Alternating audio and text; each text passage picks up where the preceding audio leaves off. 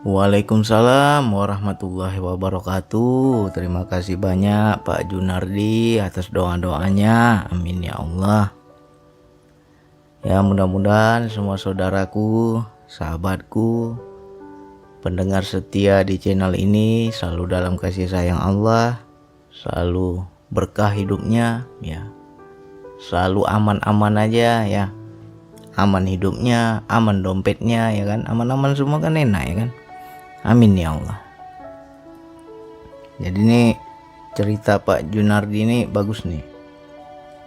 Sudah mengamalkan zikir napas, lalu berpikir jelek ya, berprasangka buruk, lalu cepat ditegur oleh Allah, kepalanya jadi pusing ya kan. Begitu kepalanya aja pusing, di situ dapat jawaban. Itulah yang dikatakan dengan hidayah ya. Hidayah yang dipancarkan langsung ke kolbu kita, ke hati kita, sehingga kita jadi paham. Oh, ini salahku, oh ini yang gak benar, oh ini yang harus aku perbaiki ya kan. Seolah-olah dalam diri itu ada yang ngomong ya kan. Bagus. Berarti Pak Junardi sudah ada penasihat batin. Bagi saudaraku, sahabatku yang kalau sudah bisa seperti Pak Junardi itu ya sudah luar biasa. Salah sedikit kayak ada yang ngomong, ada yang negur ya kan. Kita pun bisa berinteraksi. Di sini saya mau jelaskan bahwa zikir napas itu bukan amalan main-main ya. Jangan dianggap hanya sekedar ritual. Banyak orang mengamalkan zikir napas, dianggapnya zikir napas itu untuk ngilmu, mendapatkan ilmu sesuatu. Tapi dia nggak tahu dampaknya kalau kita salah jalan ya. Zikir napas ini adalah zikir sir, zikir yang menggetarkan jiwa raga, zikir yang bisa terinstal pada diri. Orang-orang yang mengamalkan zikir napas itu tubuhnya ikut berzikir. Macam mana bang? Kita mau mengetahui tubuh saya ini ikut berzikir bang. Jadi istilahnya seluruh darah di tubuh kita itu ya sudah zikir. Makanya kamu hati-hati. Salah kamu berbuat, berdosa, zolim, ada sesuatu yang salah yang kita lakukan, cepat Allah tegur. Dan itu berdampak bagi fisikmu, bagi jasadmu. Makanya orang-orang yang sudah mengamalkan zikir nafas ya nggak boleh marah, sakit ya, nggak boleh marah. Apalagi prasangka buruk ya, kepalanya itu rasanya kayak mau meledak, sakit. Tapi ketika dia ketemu itu letak kesalahannya di mana, dosanya di mana, salahnya di mana, kalau dia udah paham dan dia mohon ampun, ya cepat juga Allah angkat penyakitnya. Ya. Pernah dulu kejadian saya itu nggak sengaja ini keluar dari kamar, anak kucing saya baru ya usia berapa bulan lah, anak kucing lah. Tidur dia di depan pintu kamar saya hendak ke kamar mandi kan, keluar pintu kamar ya saya nggak ngelihat di bawah itu. Terinjak perutnya sampai dia menjerit itu, kesakitan dia kan. Terinjak itu anak kucing. Akhirnya saya melompat itu, kaget juga saya melompat. Tapi di situ saya tidak ada rasa bersalah.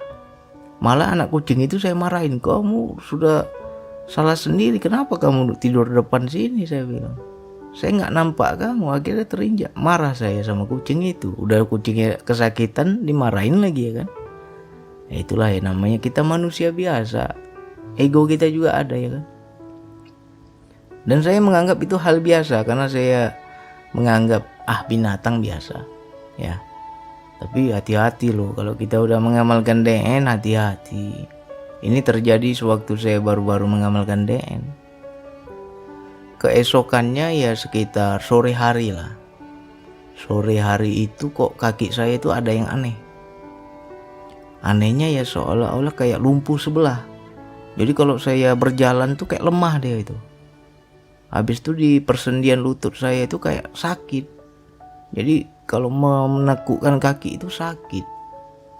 ada apa yang salah dengan kakiku, ada apa? Saya bertanya-tanya dalam diri ya. Nah sama macam Pak Junardi, datanglah penasihat batin itu tanpa huruf, tanpa suara, ngomong dia. Gak ingat kau kejadian subuh tadi? Kejadian yang mana? Saya bilang. Sudah kau injak anak kucing itu, kau marahin lagi. Dan di situ kau nggak ada minta maaf, nggak ada kau merasa bersalah. Disitulah kaki itu rupanya berzikir loh. Ya, kalau ada yang salah pada diri kita, ditampakkan salah kita itu. Rasanya itu kayak udah nggak bisa jalan saya itu, mau melangkah aja lemas itu ya. Lalu saya datangin anak kucing yang saya injak itu, minta maaf saya, macam kita minta maaf sama manusia. Awalnya kita menganggap binatang biasa, nggak pernah kita hargai binatang ya. Kita merasa manusia ini lebih mulia segala macam, binatang ini apalah. Saya ajak ngomong itu kucing, maafkanlah saya, nggak sengaja saya elus-elus perutnya itu yang saya injak. Ya, minta maaf saya. Di hati saya itu rasanya ada rasa nyesal, ada rasa bersalah. Begitu saya sudah minta maaf, lalu saya coba jalan, sembuh itu sakitnya. Normal seperti sedia kala kaki saya itu. Ya, nah jadi sama nih macam Pak Junardi. Buruk sangka, otaknya rasanya sakit, kepalanya kok peningnya luar biasa. Itu tandanya tubuh kita sudah berzikir ya. Jadi hati-hati bagi saudaraku, sahabatku yang lain yang sudah mengamalkan zikir nafas, jangan macam-macam ya. Kalau salah nggak tahu salah, siap-siap aja. Allah nampakkan salahmu di sini, kata Allah.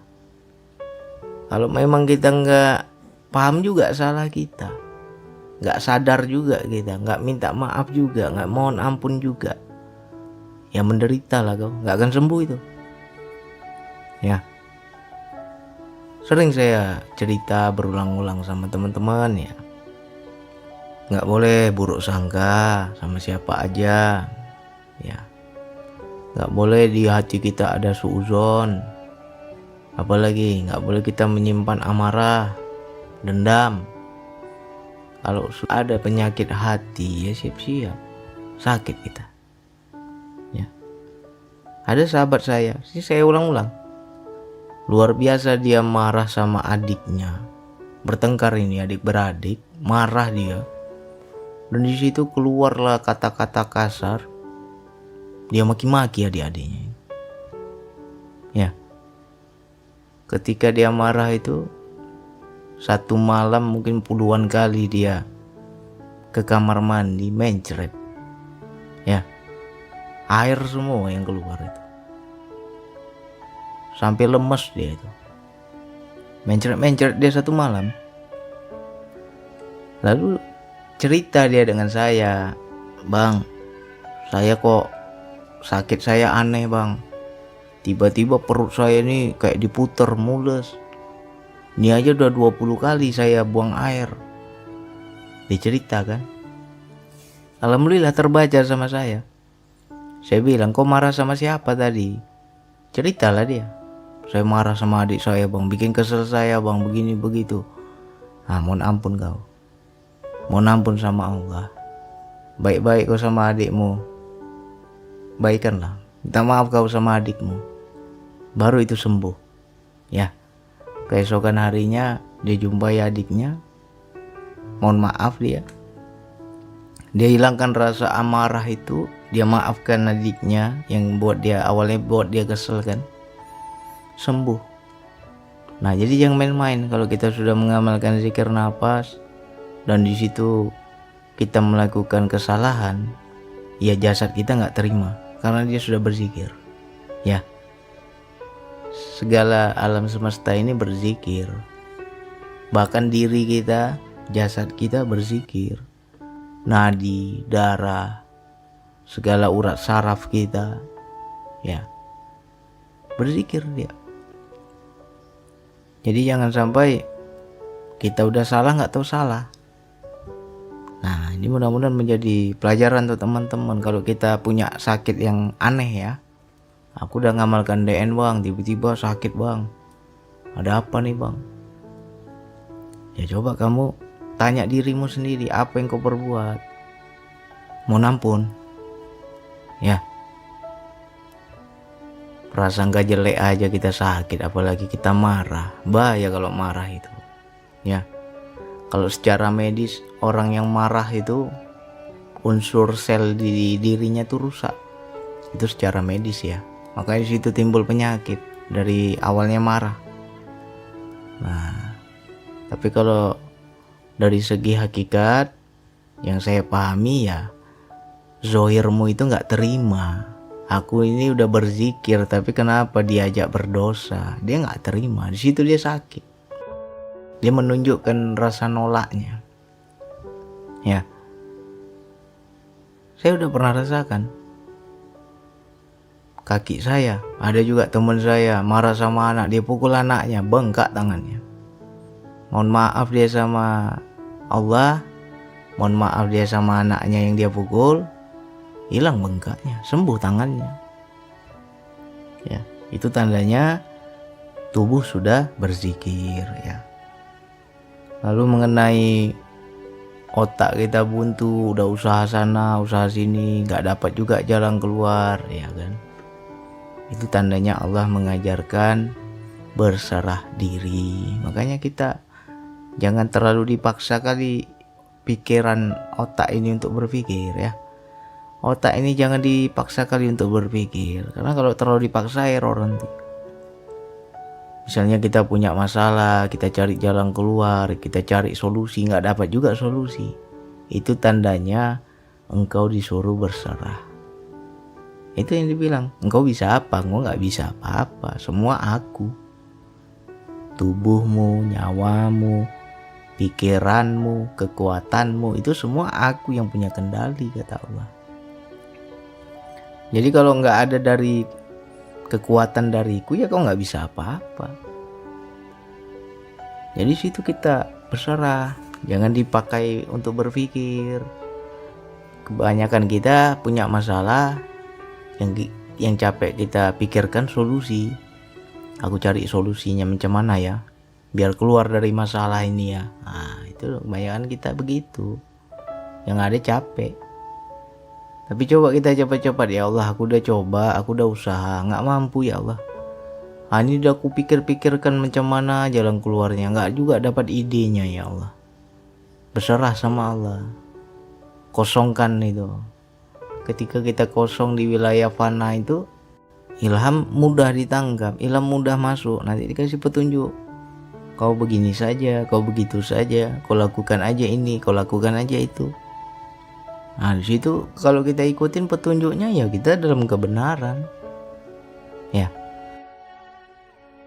Ada tuh ayat di Al-Qur'an, ya kan? Kujadikan malam untuk istirahatmu, kata Allah. Ya kan? Kujadikan malam untuk istirahatmu. Itu kalau kita mau tafsirkan dengan wilayah hakikat, dalam itu maknanya itu. Ya, malam itu seperti apa? Gelap kan? Gak bisa ngapa-ngapain dengan malam kan? Lalu perintahnya apa? Istirahat. Jadi kalau hidup kita ini lagi gelap, hidup kita ini lagi malam, lagi gelap, suram, gak ada cahaya, jangan cari cahaya. Perintahnya istirahat. Kalau aku istirahat bang, gak dapatlah solusi bang, harus dipikirkan ya. Mungkin tuh kata kita, ya kamu istirahat dulu, tunggu cahaya itu datang, baru kau ikuti cahaya itu.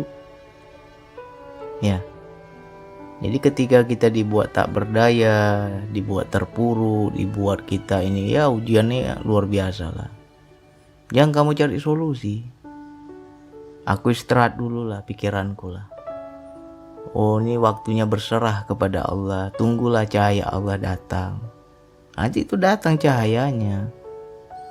Kalau cahayanya udah datang, gelap lagi nggak? Ya nggak gelap, semua terang, nampak kita. Udah nggak meraba-raba lagi kita. Perintahnya ke sana. Oh aku nggak boleh lewat sini, sini ada lubang. Tapi coba lagi gelap, merabalah kamu, masuk lubang kamu nanti. Ya kan? Itulah kebanyakan kita. Dikasih kesulitan sama Allah, yang dia cari solusi, ya makin terjebak. Makin parah dia terjebak. Karena kita merasa berusaha. Tapi kalau kita paham Allah jadikan malam untuk istirahat, ya udah aku istirahat lah. Aku nggak ngapa-ngapain lah, tunggu perintahmu ya Allah, baru aku bergerak ya Allah. Sekarang aku udah buntu otak, aku nggak tahu mau ngapain ya Allah. Aku tunggulah petunjukmu ya Allah. Datang nanti itu cahayanya. Ya, makna cahaya ini kiasan saja. Ya, jangan dianggap cahaya benar cahaya ya. Ini hanya kiasan saya saja. Maknanya adalah ilham, maknanya adalah petunjuk cahaya itu. Maknanya adalah ide. Awalnya otak kita buntu, tiba-tiba datang ide itu. Datang petunjuk itu, disuruh begini, disuruh begitu. Terbuka itu ide kita. Ya. Nah, itu tandanya orang udah dapat cahaya, nggak buntu lagi otaknya, nggak gelap lagi. Baru kita bergerak, ya. Makanya di situ banyaklah apa yang kita lakukan dalam berspiritual itu kadang tuh teori itu spiritual itu. Nah, kiasan dalam kehidupannya bagaimana, tafsirkanlah. Macam Pak Junardi tidur dia kan. Saya tidur bang sebentar bang, tubuh saya kaku bang, nggak bisa bergerak bang. Tapi saya sadar, ya dibilang tidur tapi sadar, ya kan. Di situ ada yang ngomong, bukan kamu yang bisa, kamu nggak ada, yang adanya aku. Ya di situ dalam kehidupan begitu juga, kita hanya sebagai penyaksi saja, nggak ngapa-ngapain kita. Cobalah teman-teman kalau sudah masuk di wilayah hampa, wilayah kesadaran jiwa, di saat tubuh kita kaku tuh, ngapain kita, nggak bisa apa-apa kan. Kaku bang tubuhku bang, aku sadar diriku adalah diri yang lain bang, bukan yang zohir ini. Karena yang zohir ini terbujur kaku dia. Tapi ada yang sadar dalam diriku menyaksikan. Nah itu udah wilayah berserah itu. Nah, dalam hidup bisa nggak kamu begitu? Aku nggak ngapa-ngapain bang, tunggu perintah aja. Ada perintah baru aku bergerak bang. Ya sudah, udah geraknya dia itu. Dan apa yang kita lakukan pasti penuh petunjuk. Ya. Jadi silakan ini diulang-ulang. Yang poin pertama tadi diingat-ingat, ya kan? Banyak kita pusing minum bodrek kita, ya. Pusing cari obat kita.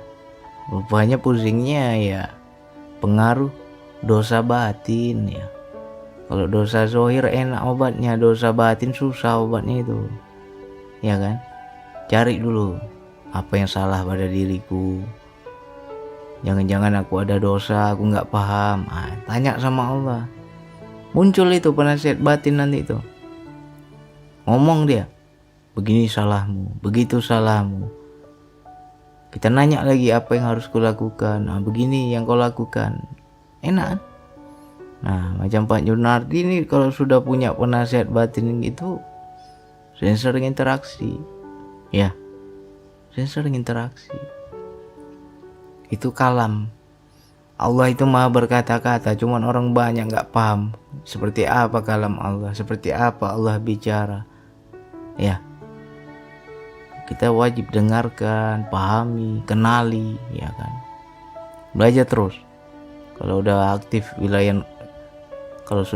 wilayah kesadaran jiwa itu kita bisa berinteraksi.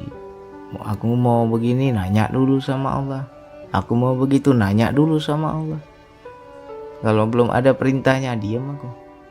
Kalau dia bilang bergerak, baru bergerak aku. Enak kan? Nah sama macam saya ini. Banyak teman-teman bertanya, nggak semua saya jawab. Tapi kalau sudah perintahnya jawab. Aku yang suruh kamu jawab. Dan akulah yang berkata-kata lewat lisanmu. Ya sudah, ngalir kayak air. Ya, nggak ada kita pakai teks, pakai catatan, nggak ada. Ini sudah dia semua yang ngomong. Makanya ngalir aja. Ya. Tapi kalau kita dari diri kita ya terbata-bata, kita nggak bisa ngomong. Tapi karena sudah dia yang ngomong, ya enak, ya kan? Nah, jadi coba hidup ini ya, gerak dan diamku karena Engkau ya Allah. Nah, itu buktikan. Tidaklah aku bergerak kecuali gerak darimu. Tidaklah aku berdiam kecuali Engkaulah yang menyuruh aku berdiam. Ya kan? Tunggu ada perintah baru bergerak. Nggak ada perintah, diam kita. Oke, silakan diulang-ulang.